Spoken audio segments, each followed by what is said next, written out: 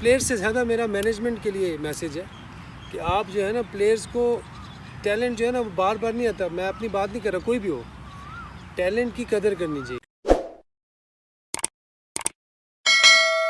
अस्सलाम वालेकुम जी, welcome to front foot with Yasir Mir. सब जितने भी व्यूअर्स हैं, क्रिकेट लवर्स हैं, उनको मेरा हमारा सलाम। आज मेरे साथ मौजूद हैं नुमान काजी। नुमान काजी इज़ क्रिकेट एनालिस्ट। कैसे हैं नुमान आप? अल्लाह का करम है और thank you very much for having me on your show. और बिल्कुल जैसे कि आपने कहा कि बहुत सी ऐसी बातें ना सिर्फ मेरे माइंड में बल्कि ऑलमोस्ट उस पूरी जनरेशन के माइंड में है जिसने आपका कैरियर स्टार्ट से देखा। तो वो बातें कुछ मैं आपसे पूछना चाह रहा हूँ कि हमारे व्यूअर्स भी वो बातें सुने और जाने और उनसे सीखें भी, उनको सीखने का भी मौका मिले। तो पहले तो आप मुझे ये बताएं कि जिस तरह से आपका कैरियर स्टार्ट हुआ 2003 में आप आए, बड़े आपने धुआंधार आपने एंट्री की क्रिकेट में, आपने नेशनल स्टेडियम में बैक टू बैक 100 किए और आप सिर्फ सेकंड प्लेयर थे जिसने ये वाली फीट अचीव की उस वक्त। और उसके बाद भी आपने बड़ा शानदार आपका रिकॉर्ड रहा उसी साल में 2003 में आपने न्यूजीलैंड के अगेंस्ट इमरान फरत के साथ लगातार 4 सेंचुरी ओपनिंग स्टैंड्स किए। और उसके बाद भी आपकी परफॉर्मेंसेज ऑलमोस्ट अच्छी रही। आपने सिडनी में भी हाफ सेंचुरीज की ऑस्ट्रेलिया के अगेंस्ट टेस्ट मैच में। तो 2007 में आपने जयपुर में अपना आखिरी मैच खेला इंडिया के अगेंस्ट और फिर 2010 में आपका एक मिनी कमबैक हुआ। तो क्या वजह है कि मतलब ये एकदम से जो आपके एक हम कहेंगे कि आप सीन से आउट हो गए, यानी कि 25 टेस्ट मैचेस और 56 ओडीआईज आपने खेले। अब आप जब उसको विद हाइंडसाइट आप देखते हैं उस वक्त को, तो आप क्या सोचते हैं कि यार कहाँ पे कुछ आपसे कोई गलती हुई, आपसे कोई कोताही हुई या कुछ ऐसी चीज़ जो सिस्टम में थी जो कि आप बताएं और हमारे जो यंगस्टर्स हैं जिनमें आप जितना टैलेंट है, जिस तरह आप में टैलेंट था, तो वो कुछ सीख सकें इससे। तो क्या आप क्या कहना चाहेंगे इस बारे में? सबसे पहले तो मैं ये कहूँगा कि आपने सबसे पहले जयपुर की बात की। जयपुर में जो मैं आखिरी वनडे खेला था, मैं समझता हूँ कि चले थोड़ा सा हमेशा मैं ये बात करता हूँ कि यार ज़ाहिरी बात है, गलती होती है इंसान की, आप किसी को मौका ना दो। ये एक this is a competitive world. तो आपके पीछे लोग बैठे होते हैं जो आपकी जगह लेना, स्पेशली पाकिस्तान में जितना बैकअप टैलेंट है, जिस तरह टैलेंट का फ़्लो होता है, चाहे वो बैटिंग हो बॉलिंग हो, तो हर लड़के के पीछे लड़का लगा होता है। ठीक है, हमारा ये नहीं है कि यार एक टैलेंट आया, उसने परफॉर्मेंस की, वो आइडेंटिफाई हो गया और उसको लेके चलना है, उसके लिए प्लान्स बनाने हैं, उसके लिए वो वाला कोई चक्कर नहीं, अपना रास्ता खुद बनाना है इधर। ठीक है, हमारे ज़माने में ही होता था। अब जिस तरह आपने बात की, जयपुर की बात की आपने, तो वो लास्ट वनडे जो मैं खेला था, जी जी, तो उससे पहले अगर आप देखें तो मेरी परफॉर्मेंसेज आप वनडे में देखें, मेरी 37 की एवरेज थी। बिल्कुल है। और बल्कि आपकी चारों जो फॉर्मेट्स हैं, यानी कि ओडीआई, टेस्ट, फर्स्ट क्लास और लिस्ट है, इन सब में ही आपकी हाई 30s में एवरेज है। और ये बड़ी एक यूनिक फीट है, यानी कि इसका मतलब है कि आप सब फॉर्मेट्स के प्लेयर थे। वही मैं कहना चाह रहा हूँ ना, 37 की, हाउ ऑन अर्थ आप 37 वाले एवरेज के प्लेयर को आप बिल्कुल डिस्कार्ड कर देते हैं वनडे से। और इवन ना सिर्फ वनडे से बल्कि जो आपने मेरे ख्याल से जो आपने टेस्ट मैचेस खेले थे ऑस्ट्रेलिया में, सिडनी में, जो आपने तो ये कुछ की थी, और उसके बाद भी आपको ड्रॉप कर दिया गया था। तो ये कुछ क्वेश्चंस हैं जिनका मुझे आज तक आंसर नहीं मिला। तो मैं फिर as a human being, as a you know humble person, तो मैं तो ये फिर बहुत ही ज़्यादा फ्रस्ट्रेटिंग है ना। बिल्कुल। अगर आपको एक चीज़ का आंसर ना मिले तो फिर आप लाइफ में स्ट्रगल करते हो एट टाइम, तो फिर आप चीज़ों को छोड़ देते हो, फिर आप में वो नहीं रहता। तो मैं प्लेयर से ज़्यादा मेरा मैनेजमेंट के लिए मैसेज है कि आप जो है ना प्लेयर्स को टैलेंट जो है ना वो बार बार नहीं आता। मैं अपनी बात नहीं कर रहा, कोई भी हो, टैलेंट की कदर करनी चाहिए। जो लोग टैलेंट की कदर करते हैं तो वो कौमें आगे तरक्की करती हैं, वो आगे निकलती हैं। आप हमारे हमसाया मुल्क को देख लें, उन्होंने क्रिकेट इतनी बड़ी इंडस्ट्री बन गई है कि वो बॉलीवुड से बड़ी इंडस्ट्री है। बिल्कुल है जी। ठीक है, क्योंकि उन्होंने अपने प्लेयर्स को, उन्होंने बेसिकली बॉलीवुड को भी इंटीग्रेट कर दिया अपनी क्रिकेट में। ठीक है, तो क्योंकि वो अपने जो एम्बेसडर्स हैं, अपने जो प्लेयर्स हैं, प्रोडक्ट है, उसका ख्याल रखते हैं। तो हमारे ज़माने में कुछ ये चीज़ें हुई हैं, कुछ कोताहियाँ हुई हैं हमारी मैनेजमेंट से। क्योंकि एक चीज़ ठीक है, पाकिस्तान खेलना एक बहुत बड़ा प्राइड है, लेकिन एक प्लेयर की भी एक स्टीम होती है ना, सेल्फ स्टीम होती है। तो आप उसका भी ख्याल रखें। ठीक है ना। और अगर आप आपको चाहिए कि आप उसका ख्याल रखें, उसको फील हो कि यार ये देखें प्लेयर को ये फील होना चाहिए कि यार ये मेरी सेल्फ टीम का ख्याल रख रहा है ये बंदा, ये मैनेजमेंट। तो ये कुछ चीज़ें हैं, मैं इस चीज़ पे मैं अभी कहता हूँ कि ये गलत हुई हैं, बट कुछ मेरी तरफ से भी हुई हैं। ज़ाहिर है जहाँ पे मुझे परफॉर्मेंस करना चाहिए था वहाँ पे मैं 100 एक्सपेक्ट किया था किसी टूर पे, या वेस्ट इंडीज़ के टूर पे, या साउथ अफ्रीका के टूर पे, मैं नहीं कर सका। तो वो भी मैंने भी चांस दिया कि मेरी जगह कोई रिप्लेसमेंट आए। ऐसे कई इंस्टेंसेस हुए, बल्कि जैसे कि अभी हमने बिल्कुल स्टार्ट में जिक्र किया कि जब न्यूजीलैंड टूर ऑफ पाकिस्तान 2003 में था, जब आपने इमरान फरद के साथ लगातार 4 सेंचुरी के ओपनिंग स्टैंड्स किए, वहाँ पे भी मैं समझता हूँ हर इनिंग्स में आपके पास चांस था कि आप सेंचुरी करें, लेकिन आपने 5th मैच में आपने की सेंचुरी ज़रूर, लेकिन जो पहले 4 थे उनमें भी आप कर सकते थे। और बड़ा ज़बरदस्त बॉलिंग अटैक था न्यूजीलैंड का। क्रिस केन्स और जेकब वॉरम थे उसमें, पॉल हिचकॉक थे, और बड़ा एक स्ट्रॉन्ग क्रिस हैरिस भी थे। तो मैं समझता हूँ आपने उस वक्त बड़ी अच्छी विटोरी भी थे, लेकिन विटोरी एक मैच उस सीरीज़ में खेले थे।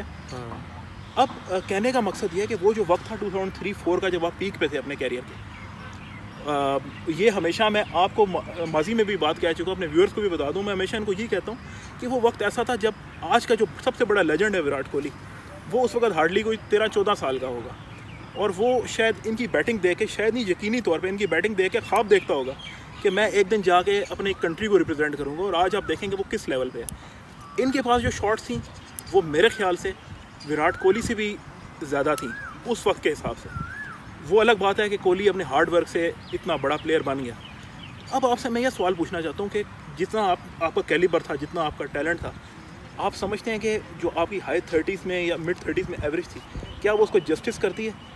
मेरे ख्याल से अगर आप मुझसे पूछें तो मैं तो ये समझता हूँ कि एटलीस्ट आपका किसी एक फॉर्मेट में 50 आपकी एवरेज टच करनी चाहिए थी। बिल्कुल सही। जिस तरह उस वक्त में मोहम्मद यूसुफ थे, उनकी एवरेज थी, यूनुस खान थे, ये भी हमारे लेजेंड्स थे। बिल्कुल। लेकिन आपकी जो कैटेगरी थी, जितनी आप कंसिस्टेंट थे और आप सिचुएशन के हिसाब से खेला करते थे, मैं ये समझता हूँ कि आपकी एवरेज बढ़ सकती थी। आपका इस बारे में क्या ख्याल है? देखिए, मैं ये समझता हूँ कि मैं जब शुरू में खेलता था ना, मैं अंडर 19 वगैरह मैं खेलता था नंबर 4। ठीक है। तो 4 नंबर पे मैं खेलता रहा हूँ, फिर मैं नंबर 3 खेला। ठीक है। नंबर 3 मैंने तकरीबन कोई फर्स्ट क्लास मैंने अपना शुरू सारा मैंने नंबर 3 खेला। ठीक है। फिर मैं ओपनर बन गया, क्योंकि मेरी टेक्निक ये था कि मैं बॉडी के पास खेलता था। हमारे पेशावर में मैंने ज़्यादा क्रिकेट खेली, वहाँ पे ग्रीन विकेट्स बनती थी, फास्ट बॉलर्स अच्छे होते थे हमारे, कबीर खान, साजिद शाह, फजल अकबर। जी। ठीक है। तो हम जब विकेट्स बनती थी तो ज़्यादा सपोर्टिंग और बॉलिंग विकेट्स होती थी। तो उस पर सर्वाइवल एक ही सूरत में होता था कि आप बॉडी के पास खेलो, बाहर का बॉल जाने दो, अंदर खेलो, सारी जितनी भी आपने ऑर्थोडॉक्स चीज़ें कर सकती हैं ना, करें टेक्निकल। तो वो मेरी चीज़ वो पक्की हो गई। तो फिर मैं जब ओपन मैंने स्टार्ट की तो टेक्निकली आई वाज गुड, कि मेरा था कि बॉल का बाहर का बॉल मुझे ऑफ स्टंप का पता था कि कहाँ है, तो मैं छोड़ना मुझे आता था। तो फर्स्ट क्लास में आप अगर फर्स्ट क्लास और टेस्ट मैच की बात करते हो तो सबसे जो मुश्किल जो जॉब है वो ओपन है।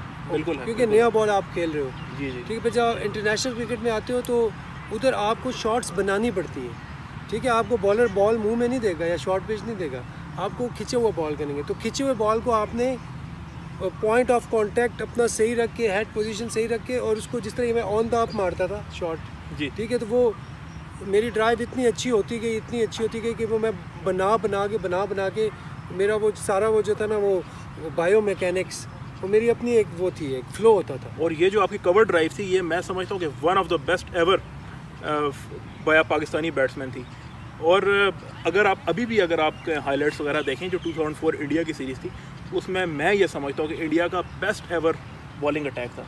Zaheer Khan, Ashish Nehra, Irfan Pathan, Anil Kumble, Harbhajan Singh, outstanding bowling attack था इंडिया का। और वहाँ पे आपने जो धूम मचाई उस सीरीज़ में, और इनफैक्ट जो ख़ास तौर पे पेशावर वाला मैच था जो कि ग्रीन विकेट, जिस पे इंडिया के काफ़ी लेजेंड्स थे, जो सहवाग थे या सचिन थे या सौरव गंगुली, वो भी वहाँ रह गए थे।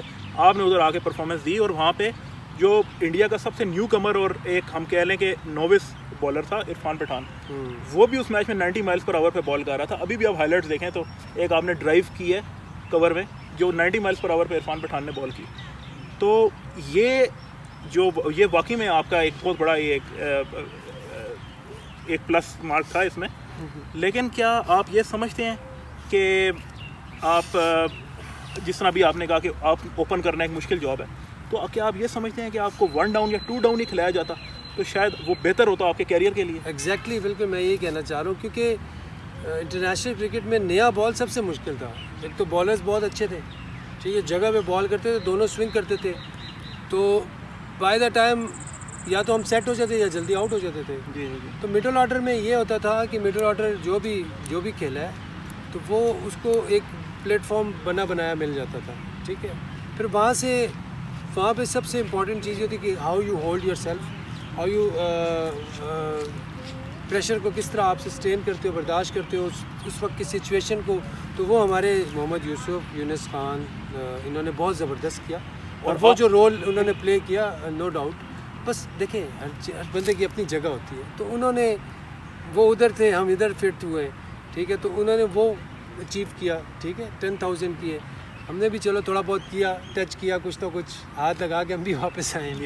तो it doesn't matter, never mind, but ये होता है कि इंसान, मैं यही कहना चाहूँगा कि आपने जो बात की ना, आप क्या मैसेज देना चाहते हैं, तो हमेशा कभी भी आप ज़रूर ख्वाब देखो, ठीक है, डे ड्रीमिंग करो, सोचा करो कि यार मैंने क्या करना है। मैं अगर आप क्रिकेट खेलना चाहते हो, अपनी कंट्री को रिप्रेजेंट करना चाहते हो, तो इमेजिन किया करो, विजुअलाइज़ किया करो कि यार आप खेल रहे हो ग्राउंड में, ठीक है, आपने बल्ला उठाया, आपने 100 किया, अपने क्राउड को आपने वेव कर रहे हो, आपकी फैमिली बैठी है, आप उनको, मतलब ये स्टीम लेके आप एग्जैक्टली यही बात सचिन तेंदुलकर भी कर चुके हैं।